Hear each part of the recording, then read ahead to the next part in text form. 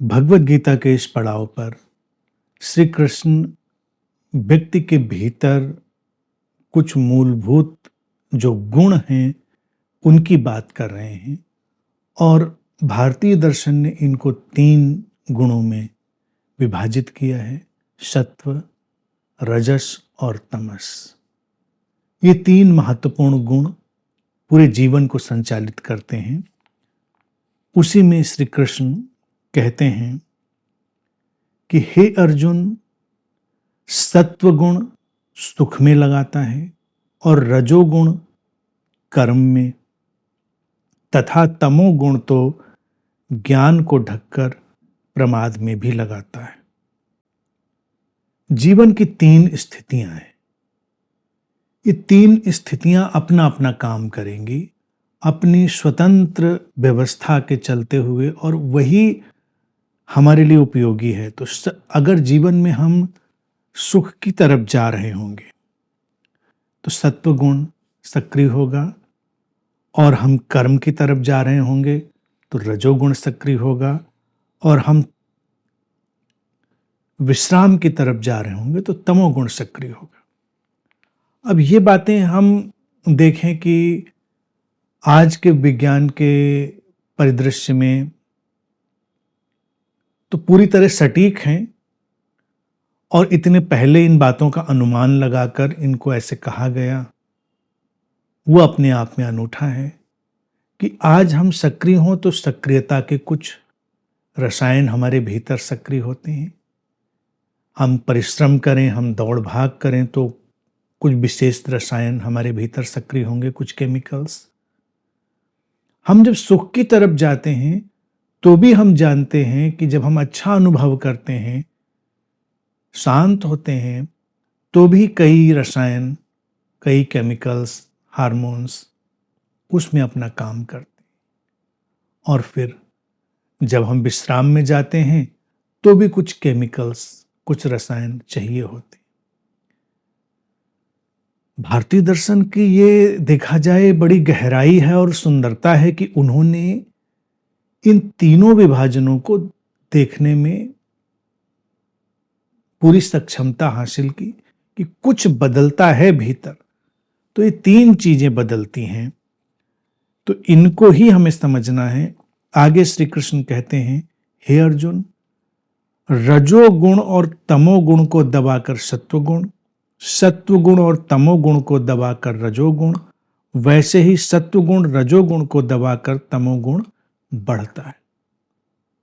अब बिल्कुल तर्कसंगत बात है, इसमें कोई बड़े विस्तार में जाकर कहने की आवश्यकता नहीं है कि कोई गुण जब आगे बढ़ेगा तो कुछ गुण पीछे हटेंगे,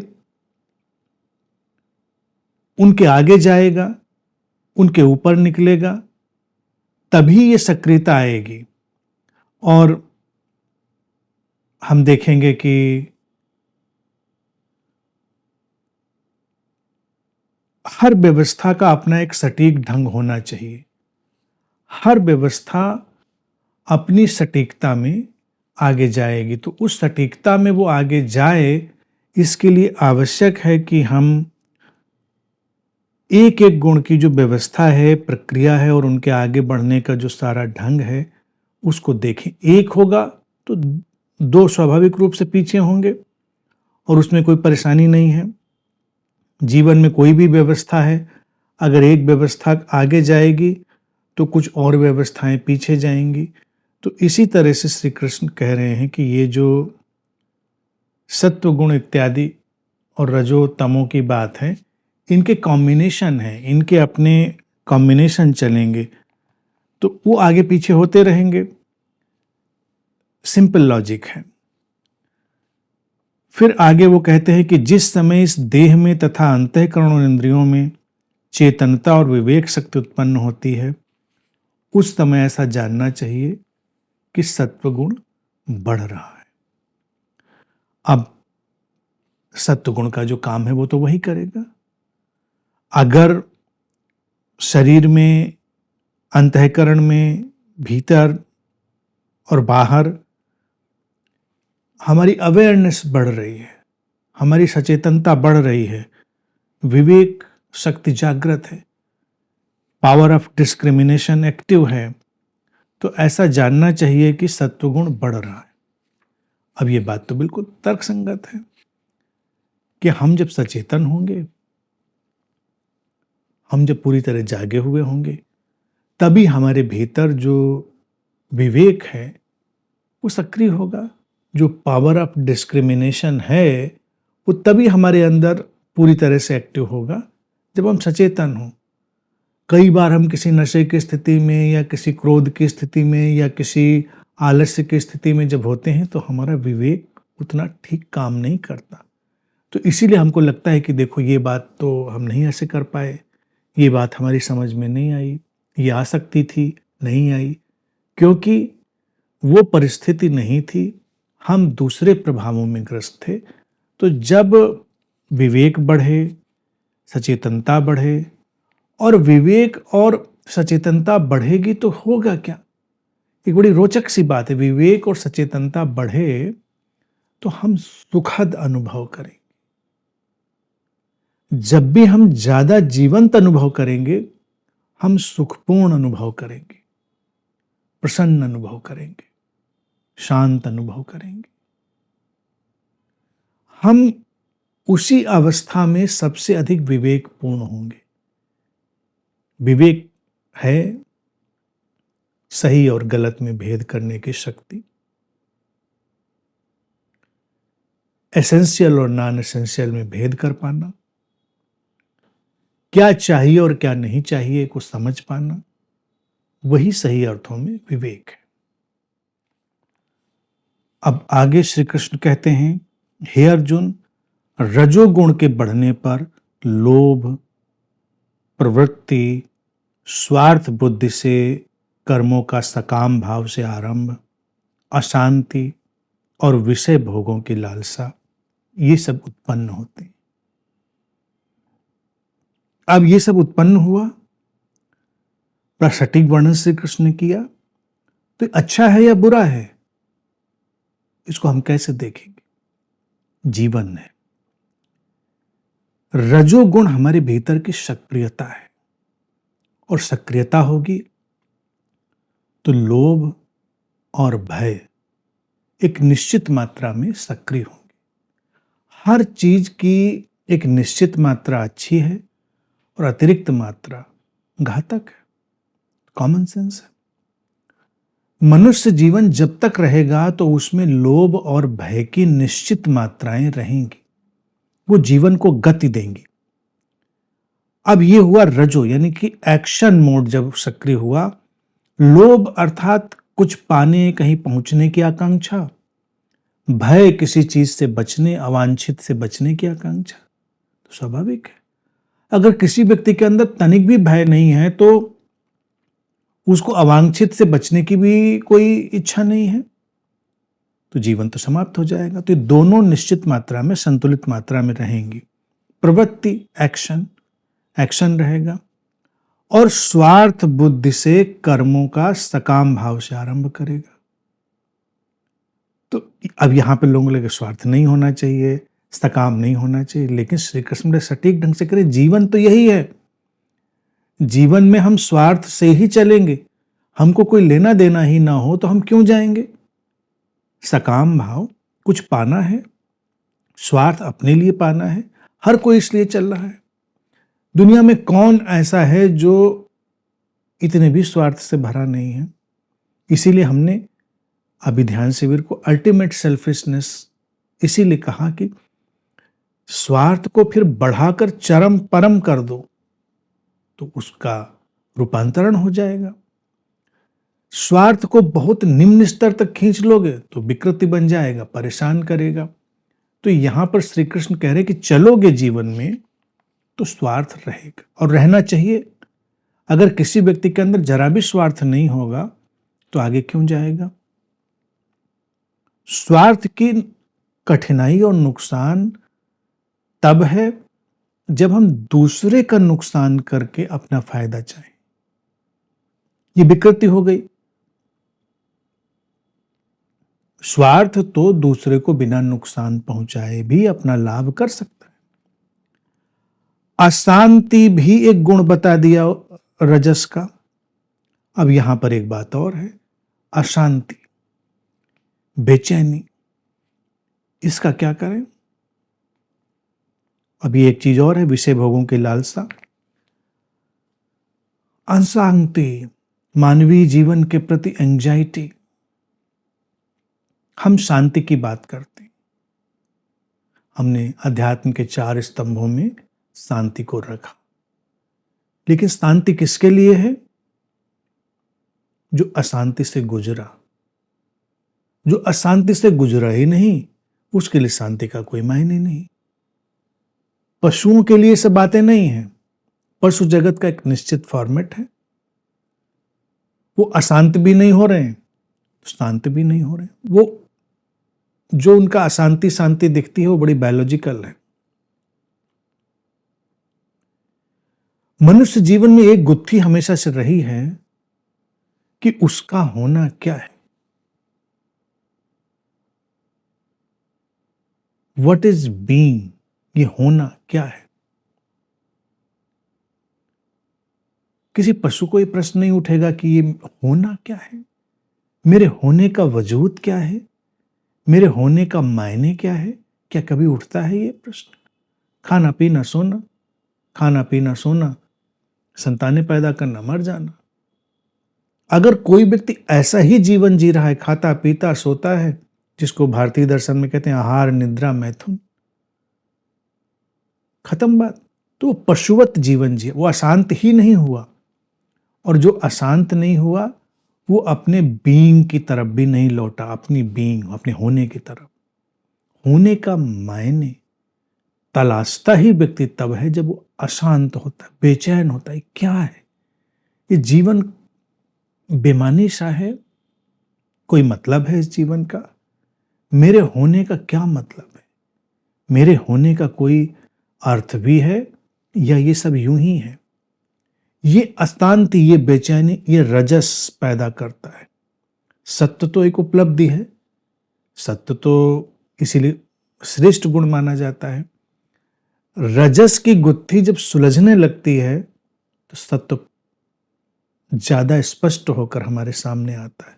अभी तो वो धुंधला सा कहीं पीछे छुपा होगा।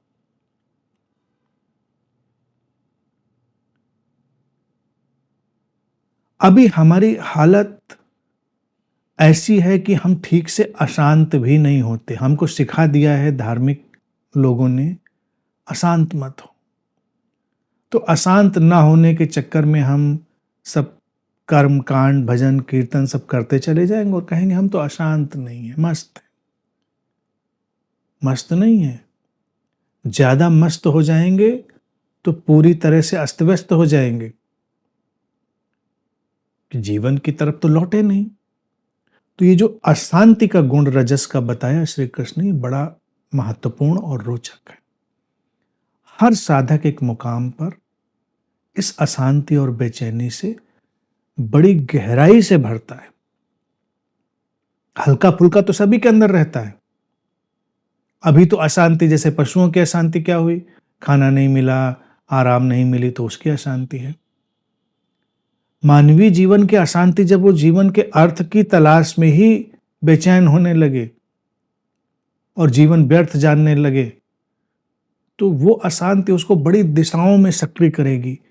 वो तरह तरह का ज्ञान खोजेगा, तरह तरह का दर्शन खोजेगा, तरह तरह का विज्ञान खोजेगा। हर चीज से कहीं ना कहीं वो जीवन में अर्थ डालने की चेष्टा करेगा कि कहीं ना कहीं से जीवन में अर्थ तो आए। शायद इस बात से अर्थ आ जाए, शायद उस बात से अर्थ आ जाए। हर कला, हर सृजन अशांति से, बेचैनी से निकलता है। ये मत सोचे कि जो भी हमको जीवन में बड़ा सृजन दिखाई देता है वो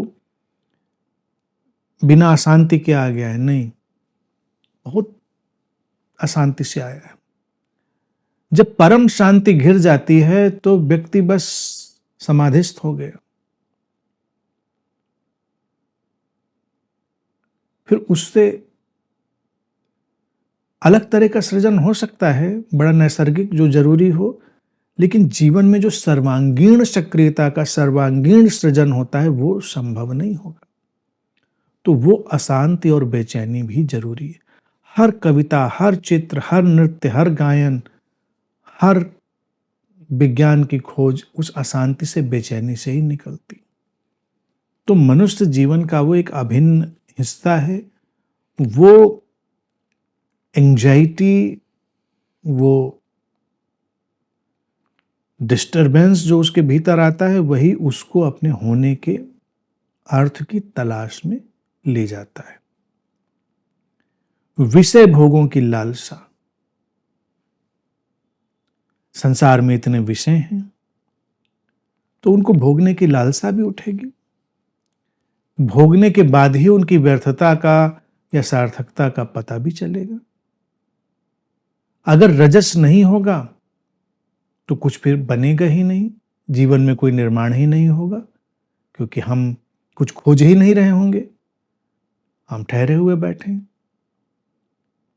भारत ने एक समय सत्य पर इतना जोर दे दिया कि सत्य तो आ गया, लोग शांत तो हो गए, लेकिन रजस सक्रिय नहीं हुआ तो कोई विज्ञान की खोज नहीं, कोई आविष्कार नहीं।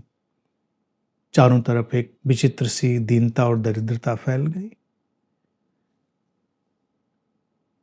जहां रजस बहुत सक्रिय नहीं होगा संतुलन में, वहां विज्ञान की खोजें, सुविधाएं और तमाम तरह की चीजें पैदा नहीं होंगी। विषय भोगों की लालसा बुरी नहीं है। अच्छा भोजन कोई करना चाहता है, भोजन की ही अगर लालसा देखें, विषय भोग तो बहुत व्यापक चीज हो गई, तमाम विषय, तमाम भोग, तमाम चीजें जीवन की।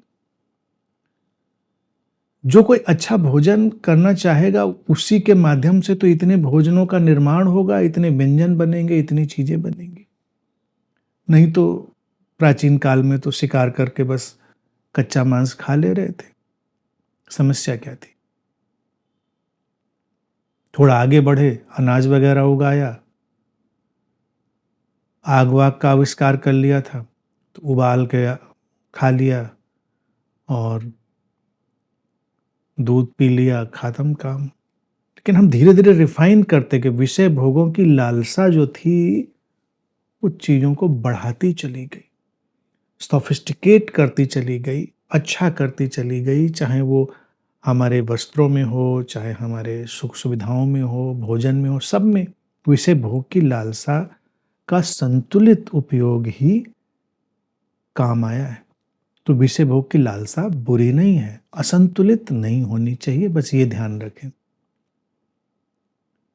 तमाम साधु संतों को भारत में लग जाता है कि लालसा विषय भोग की बुरी है, तो भोजन भी वो ऐसे करते हैं नीम की चटनी के साथ, या सब घोट पीस के एक ही में पी लेंगे। स्वाद लेने से बचेंगे कि स्वाद ना आ जाए, विषय भोग ना हो जाए, खाने को बेस्वाद बना लो। ऐसे तमाम संप्रदाय हैं जहां पर इसी पर जोर है कि भोजन को कितना बेस्वाद बना दो, अपने बिस्तर को कितना कठिन कठोर बना दो, हर तरह से अपने को सता लो, कपड़े भी मत पहनो, नंगे घूमो। उनको लगता है इससे कोई अध्यात्म बन रहा है। इससे अध्यात्म नहीं बन रहा, इससे वो मनुष्य के स्तर से भी नीचे गिर रहे हैं। वो मनुष्य के स्तर से भी कहीं गड्ढे में जा रहे हैं। गुण कोई बेकार तो अस्तित्व ने दिया नहीं, अपने गुण की गुणवत्ता को खत्म क्यों कर रहे हैं? तो चमक खो जाएगी, चमक खो जाएगी तो फिर खतरनाक स्थिति बनेगी। आगे श्री कृष्ण कहते हैं, हे अर्जुन, तमोगुण के बढ़ने पर अंतःकरण और इंद्रियों में अप्रकाश, कर्तव्य कर्मों में अप्रवृत्ति और प्रमाद अर्थात व्यर्थ चेष्टा और निद्रा आदि अंतःकरण की मोहिनी वृत्तियां, ये सभी उत्पन्न होते हैं। जरूरी है ना, जरूरी है, इसीलिए उत्पन्न होते हैं। हम लगातार सक्रिय रहेंगे, जीवन टूट जाएगा। हमको एक सीमा पर तमोगुण की आवश्यकता पड़ेगी, तो भीतर से वो रसायन सक्रिय होंगे जो इंद्रियों में अप्रकाश यानी इंद्रियों को अब कम सक्रिय करेंगे, मंद करेंगे, धीरे धीरे उनको डल करेंगे। कर्तव्य कर्मों में अप्रवृत्ति, अब कुछ करने का मन नहीं करेगा। जब नींद पकड़ती है तो क्या लगता है, सब इंद्रियां शिथिल, कुछ करने का मन नहीं। तो ये विश्राम की स्थिति हुई। और अंतःकरण की मोहिनी वृत्तियां ये सभी उत्पन्न होते। निद्रा आदि लिख दिया ना, निद्रा आदि, तो निद्रा आदि तो जरूरी है। निद्रा से बड़ी मोहिनी कोई चीज नहीं होती, इसीलिए निद्रा बड़ी रोचक, रसपूर्ण और आकर्षक होती है। और नींद ना आए किसी को कुछ दिन तो यूं ही विक्षिप्त हो जाता है व्यक्ति। किसी का दिमाग खराब करना हो, उसकी नींद गायब कर दो। कई जगह ऐसी सजाएं भी दी जाती रहीं और जो बड़ी अति मानवीय मानी गई, अमानवीय मानी गई। अति मानवीय नहीं, अमानवीय। विश्व में जघन्यतम अमानवीय सजाओं में से एक सजा यही मानी गई कि व्यक्ति को सोने न दिया जाए। सोने नहीं देंगे तो उसका पूरा सिस्टम तितर बितर हो जाएगा। सत्व रजस सब तितर बितर हो जाएंगे। तो तमोगुण की भी बड़ी महिमा है, बड़ा उसका अनिवार्य मूल्य है जीवन में। श्री कृष्ण किसी गुण की निंदा नहीं कर रहे हैं, वो उनके केवल टाइप बता रहे हैं, उनके उपयोग बता रहे हैं। कब कहाँ क्या होना चाहिए वो जरूरी है। जीवन की कुशलता किस बात में, कब कहाँ क्या होना चाहिए वो हो। जब जहां जो नहीं होना चाहिए वो ना हो, तो जीवन अच्छा चलेगा। हमारी स्थिति क्या है, जब जहां जो नहीं होना चाहिए हम वही करते हैं, तो परेशानी बन जाता है।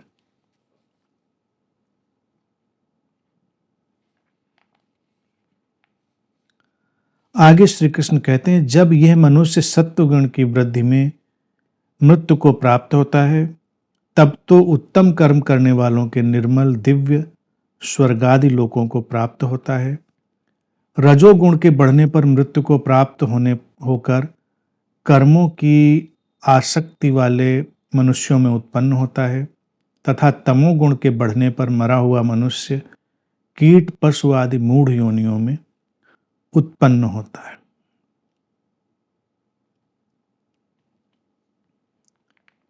अब यहां पर फिर लोगों को लगेगा श्री कृष्ण तो किसी और जन्म की बात शायद कर रहे हैं। पढ़ने से ऐसा लगेगा भी, और जो उसमें यकीन करने वाले लोग हैं वो ऐसा मानेंगे भी। लेकिन श्री कृष्ण मनोवैज्ञानिक वार्तालाप कर रहे हैं, तो उस मनोविज्ञान में ये बात अप्रासंगिक है। मृत्यु, मरना है किसी चीज में फुल स्टॉप, किसी चीज में ठहरना। मृत्यु एक विराम है। तो मृत्यु को जब हम वैसे देखेंगे तब क्या होगा कि सत्व गुण की वृद्धि में मृत्यु को प्राप्त होता है। अब किसी के अंदर शांति का गुण, उसके विवेक की स्थितियां, सचेतनता, सजगता, ये सब बढ़ी हुई हैं और वो ठहर गया है उस गुण में। अब वो उसके लिए जीवन शैली बन गई है। तो उसके साथ क्या निकलेगा, उसके जीवन में आएगा उत्तम कर्म होंगे, उत्तम कर्म करने वाला बनेगा वो, अच्छे कार्य होंगे, निर्मल दिव्य स्वर्ग। निर्मल दिव्य स्वर्ग, स्वर्ग कहीं बाहर नहीं, उसका जो जीवन है स्वर्ग जैसा होगा, सुखपूर्ण होगा, निर्मल होगा, दिव्य होगा, डिवाइन होगा। उसमें कोई मिलावट, कोई परेशानी नहीं होगी। तो यहां पर मृत्यु है एक विराम, ठहराव। सत्व गुण में कोई व्यक्ति ठहरा तो उसका जीवन स्वर्ग जैसा हो जाएगा। अच्छी बात है। अब ये स्वर्ग जैसा जीवन और उसकी दिव्यता और उसकी शांति, उसकी निर्मलता, उसके लिए जीवन में जो भी लाएंगे अच्छी चीजें वो आएंगी। आगे वो कहते हैं रजोगुण पर अगर किसी का विराम हो गया तो क्या होगा, कर्मों में आसक्ति। कर्मों में आसक्ति वाले मनुष्यों में उत्पन्न होता है। मनुष्यों में उत्पन्न होता है, मनुष्य बन जाता है।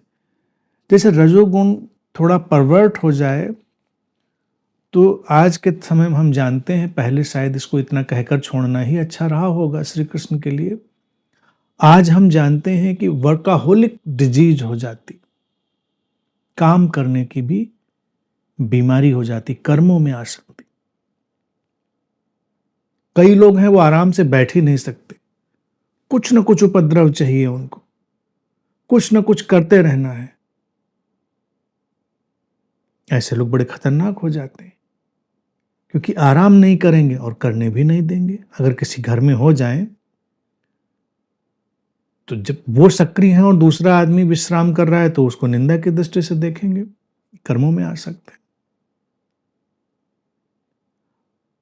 अपने आसपास निगाह डालेंगे तो बहुत सारे लोग ऐसे कर्मों में आसक्ति वाले मिल जाएंगे। वो अपने रजोगुण में मर चुके हैं, ठहर चुके हैं, कुछ भी कर रहे हैं, जो जरूरी नहीं वही कर रहे हैं। सारे काम निपट गए तो फाइलें वगैरह टेबल पर बिछाकर भविष्य की योजनाएं बनाने लग जाएंगे।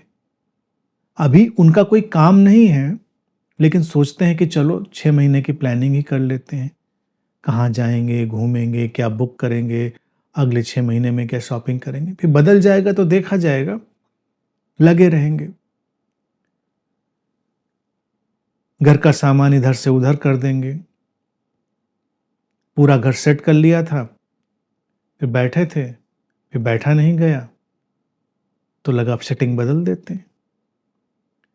ये वो लोग होते हैं ना जो चैन से रहेंगे ना चैन से रहने देंगे।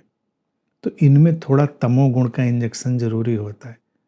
थोड़ा आराम कर लो, थोड़ा विश्राम करो, जीवन को लाइटली लो। इतनी गंभीरता से जीवन को लेना, इन लोगों को ये पकड़ गया होता है कि कर्म ही सबसे महान चीज करना है, और समाज ने भी उनके अंदर यही चीज इंजेक्ट करी है कि कर्म कर्म कर्म।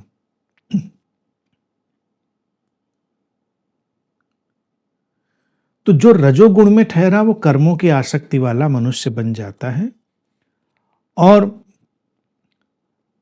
तमोगुण के बढ़ने पर मरा हुआ, यानी कि जब आलस्य की जरूरत हुई है, निद्रा की जरूरत हुई है जीवन में, और उसमें कोई बहुत बढ़ोतरी हुई और वहां पर कोई विराम पा गया, ठहर गया, तो श्री कृष्ण क्या कहते हैं? ऐसा मनुष्य कीट पशु आदि मूढ़ योनियों में उत्पन्न होता है। तो उसका जीवन कीड़े मकोड़े जैसा, पशु जैसा ही हो जाता है, ऐसा उसको लगने लगता है। कीड़े मकोड़े जैसा जीवन, पशु जैसा जीवन, आलस्य इतना बढ़ गया है, घिसटता हुआ जीवन में, परिवर्तन की कोई चीज ना करता हुआ वो घिसट रहा है। तो अगर ये तमोगुण में ठहर गया है तो उसके लिए नुकसानदेह, कोई परिवर्तन करेगा नहीं, घिसट रहा है। दिन में 12 बजे तक सोएगा, उठेगा तो दुनिया सक्रिय हो चुकी होगी, कोई काम ठीक से नहीं करेगा, ना अपना काम ठीक से करेगा, ना अपना ऑफिस का काम ठीक से करेगा, ना व्यवसाय ठीक से करेगा, फिर रोएगा, रोना रोएगा। तो ये कीट पतंग और पशु जैसा जीवन हो गया इसका, पड़ा हुआ है, घिसट रहा है। एक तरह से वो अपने ऊपर भी बोझ बन गया और दूसरे के ऊपर भी बोझ बन गया।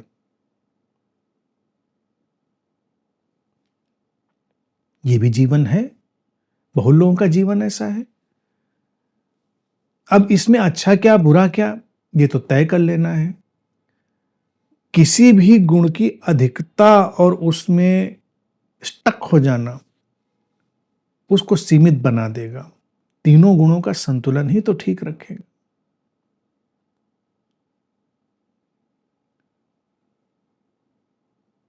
काफ्का की एक बड़ी प्रसिद्ध पुस्तक है मेटामॉर्फोसिस। उसमें इसने इसी तमोगुण के बढ़ने पर कीट पतंग जैसा व्यक्ति हो जाता है, ऐसी बड़ी सुंदर परिकल्पना करी।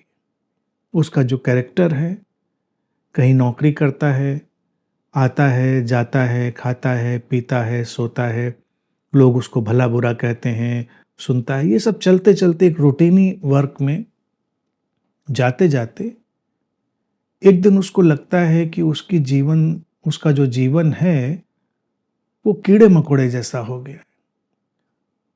और वो कमरे में एक दिन बैठा है, वो बस एक बड़े कीड़े जैसा अपने को अनुभव कर लेता है।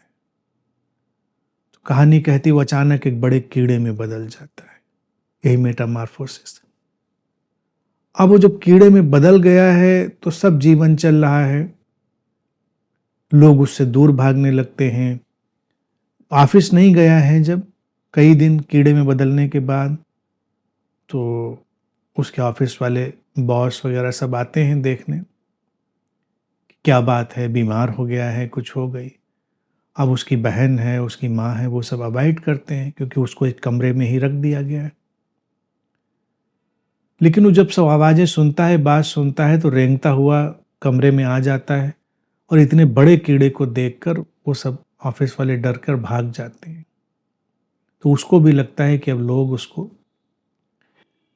पूरा कीड़ा ही समझने लगे हैं और लोग उससे भाग रहे हैं। ये कहानी बड़ी फिलोसॉफिकल कहानी है और इसी तरह से जीवन उसका चलता रहता है। अंततः वो मर जाता है। बहुत सारे लोग अपने जीवन में जब इस तमस से इतने भर जाते हैं और उनके भीतर रजस विद्रोह क्रांति लाता है। तमस अनुसरण करना सिखाता है, पीछे घिसटना सिखाता है। तमस किसी भी चीज का विरोध नहीं करता। जितने अंधविश्वासी लोग हैं, जितने ऐसे लोग हैं कर्मकांडी लोग हैं, सब तामसिक लोग हैं। हालांकि उनको लगेगा कि वो बड़े सात्विक लोग हैं, कितने नियम से रोजा रखते हैं, कितने नियम से व्रत उपवास करते हैं, कितने नियम से ये करते हैं। उनको गलतफहमी होगी कि वो सात्विक हैं। श्री कृष्ण के अर्थ में देखेंगे तो होंगे वो तामसिक, क्योंकि वो कीड़े मकोड़ों वाली जिंदगी जी रहे हैं। जो लकीर पकड़कर कीड़ा चलता जा रहा है, चलता जा रहा है, कहाँ पहुंचेगा, नष्ट हो जाएगा, पता नहीं उसको। अगर उसके अंदर रजस सक्रिय होगा तो विद्रोह करेगा, क्रांति करेगा, कुछ बदलाव लाएगा, प्रश्न उठाएगा, बेचैन होगा, अशांति पकड़ेगी। तमस के बढ़ने पर कोई अशांति नहीं पकड़ रही, कोई बेचैनी नहीं, कोई एंजाइटी नहीं है। वो कीड़ा है, कीट पतंग की तरह सरक रहा है, जो है सो है। हमारे बुजुर्ग मानते आए थे, हम भी वही मानते हैं। उन्होंने ऐसा किया था तो हम भी वही करते हैं। हमारी अम्मा ऐसा करती थी तो हम भी यही करेंगे। हमारे पापा वैसा करते थे, हम भी वही करेंगे। हम क्यों करेंगे? हम प्रश्न नहीं उठाएंगे।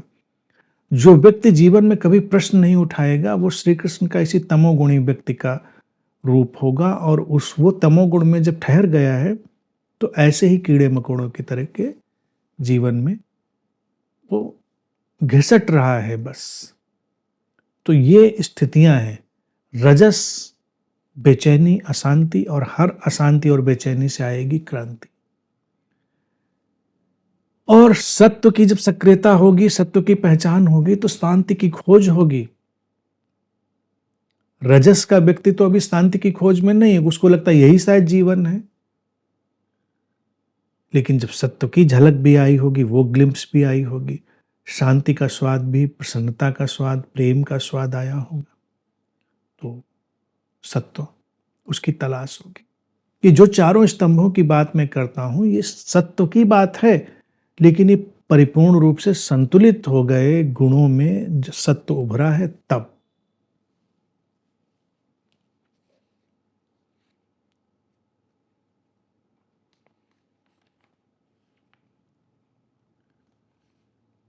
आगे श्री कृष्ण कहते हैं, श्रेष्ठ कर्म का तो सात्विक अर्थात सुख, ज्ञान और वैराग्य आदि निर्मल फल कहा है।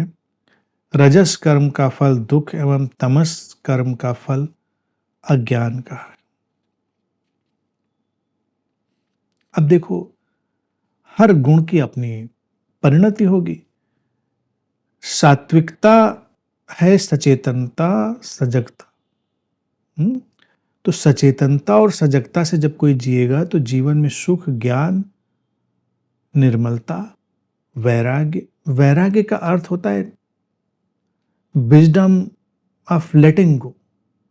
वैराग्य का अर्थ ये नहीं होता कि सब छोड़ छाड़ के बैठ गए। वैराग्य का अर्थ होता है कि व्यर्थ को छोड़ने की विवेकपूर्ण शक्ति वैराग्य है। जो व्यक्ति नॉन एसेंशियल को छोड़ना नहीं जानता, वो तो भी अन्य प्रवृत्तियों में बहुत बुरी तरह अटक सकता है। तो जो सत्व में है और सत्व से कर्म घटेंगे, सचेतनता और सजगता से, तो सुख आएगा, जीवन में सुख की वृद्धि होगी, ज्ञान बढ़ेगा, समझ बढ़ेगी, विजडम बढ़ेगी, और एक वैराग्य आएगा, डिटैचमेंट, लेटिंग गो। ये निर्मलता है, ये मन को साफ सुथरा हल्का फुल्का रखेंगे। राजस कर्म का फल दुख। अब यहां पर है कि राजस कर्म का फल दुख और तमस कर्म का फल अज्ञान। तो लोगों को लगेगा फिर राजस वाले कर्म करें ही क्यों, तामस वाले कर्म करें ही क्यों। होंगे, दुख आएगा और दुख का एहसास होगा, तभी तो दुख से मुक्ति होगी। जैसे अशांति और बेचैनी बड़ी गुणधर्मिता है रजस की, वैसे ही ये दुख, सफरिंग, कई लोगों के जीवन में ये अवेकनिंग ऑफ सफरिंग आती ही कहां है, दुख की चीज निर्मित ही कहां होती है। जीवन में किसी के दुख आए तो सिद्धार्थ की तरह दुख मुक्ति की राह पर निकलता है। रजस अगर पकेगा, उसका फल पकेगा, तो दुख में ले जाएगा। दुख यही है एब्सर्डिटी, ये जीवन की व्यर्थता। इसके लिए भी कहानी बड़ी सुंदर है। वो ग्रीक उस पर है, जैसे भी काफ्का की बात है, ऐसे अल्बेर कामू, उनकी एक बड़ी प्रसिद्ध पुस्तक है मिथ ऑफ सिसिफस। तो सिसिफस एक ग्रीक देवदूत है, एंजल है, गॉड है, और एक बार वो अपने किन्हीं कारणों से आगे चलता है और देवता लोग उससे नाराज हो जाते हैं, तो उसे श्राप दे देते हैं कि वो जीवन भर दुखी रहेगा। कैसे? कि वो एक चट्टान को पहाड़ के चोटी तक पहुंचाएगा सुबह से शाम तक, और शाम को वो चट्टान लुढ़क कर फिर नीचे आ जाएगी, और फिर वो उसको लेकर धकेलता हुआ ऊपर जाएगा पर्वत शिखर तक। अब पर्वत शिखर तक वो ले गया होगा, अभी बस सांस भी नहीं ले पाया होगा कि चट्टान उसके हाथ से छूटेगी लुढ़कती हुई, फिर तलहटी में आ गिरेगी। सिसिफस फिर नीचे उतरेगा, फिर ऊपर ले जाएगा, फिर चट्टान नीचे आएगी। तो ये बड़ी सुंदर प्रतीक कथा है। वो कहती है कि मनुष्य का जीवन तो यही है, इतनी एब्सर्डिटी से, इतनी व्यर्थता से भरा हुआ कि वो जीवन पर्यंत यही कर रहा है, अपने प्रयत्नों की चट्टानों को धक्का देते हुए ऊंचाई तक ले जाता है। मिलता कुछ नहीं, फिर सब नीचे, फिर शुरू करता है। तो वो ऐसे ही जीवन को पुनरावृत्ति में लेकर चल रहा है। तो जो लोग बहुत परिश्रम करते हैं और परिश्रम के परिणाम उनके जीवन में आते हैं, वो एक दिन अगर जागरूक हुए, सचेतन हुए, तो वो देख पाते हैं कि वो सिसिफस हो गए। रोज चट्टान को ढोते हैं, फिर चट्टान आकर गिरती है। तो यहां पर फिर आविर्भाव होता है बुद्ध का। कहते हैं हाँ, दुख है, कोई समस्या नहीं, क्योंकि इन कारणों से, इन प्रवृत्तियों से, इन स्थितियों से तो दुख आएगा ही, लेकिन दुख मुक्ति का उपाय भी है, मार्ग भी है, स्थिति भी है। ये बुद्ध की स्थिति बनेगी। रजस कर्म दुख लाते हैं, लेकिन ये दुख अच्छे हैं। जैसे कहा जाता है नहीं कई विज्ञापनों में कि दाग अच्छे होते हैं, तो जीवन में दुख भी अच्छे होते हैं। अगर दुखों को किसी ने अनुभव नहीं किया, दुखों में जागा नहीं, तो वो जीवन की व्यर्थता को भी नहीं देख पाएगा, और जो जीवन की व्यर्थता को नहीं देख पाएगा, वो जीवन की सार्थकता को भी नहीं देख पाएगा। जीवन में क्या क्या व्यर्थ जैसा है, इस पर अंतर्दृष्टि जब गहरी होगी तो जीवन में क्या क्या अच्छा है, शुभ है, अंतर्दृष्टि उधर भी जाएगी। और तमस कर्म का फल अज्ञान को कहाँ है। व्यक्ति जब बहुत आलस्य में, बहुत प्रमाद में घिरा होगा, किसी भी प्रयास में नहीं होगा, तो वो एक अंधेरे में होगा।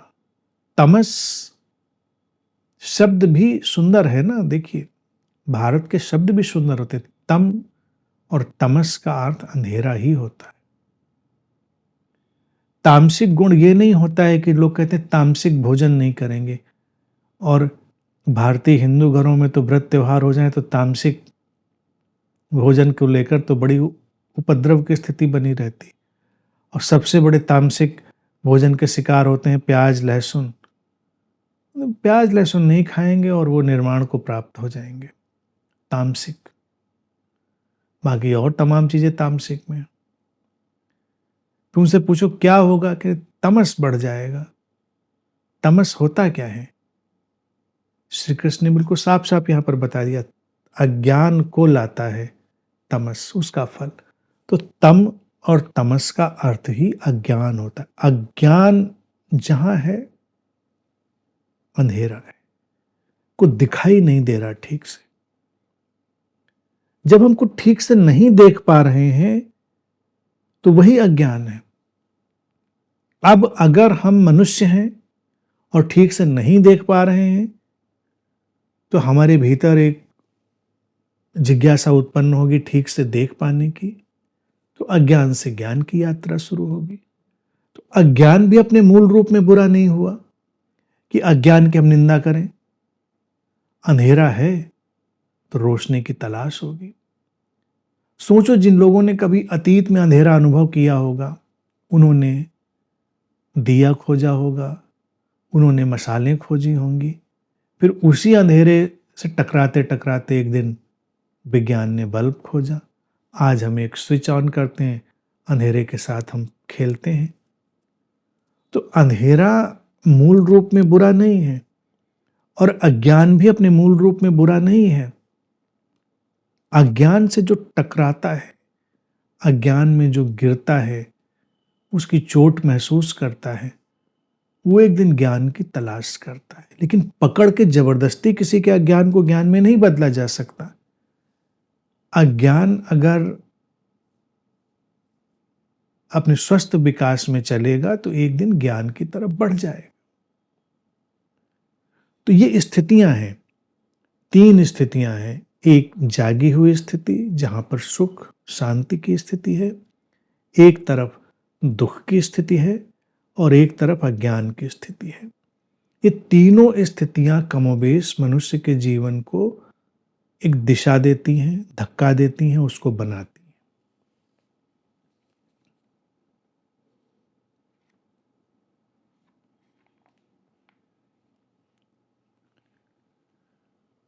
आगे श्री कृष्ण कहते हैं कि सत्व गुण से ज्ञान उत्पन्न होता है, और रजोगुण से निसंदेह लोभ तथा तमोगुण से प्रमाद और मोह उत्पन्न होते हैं, और अज्ञान भी होता है।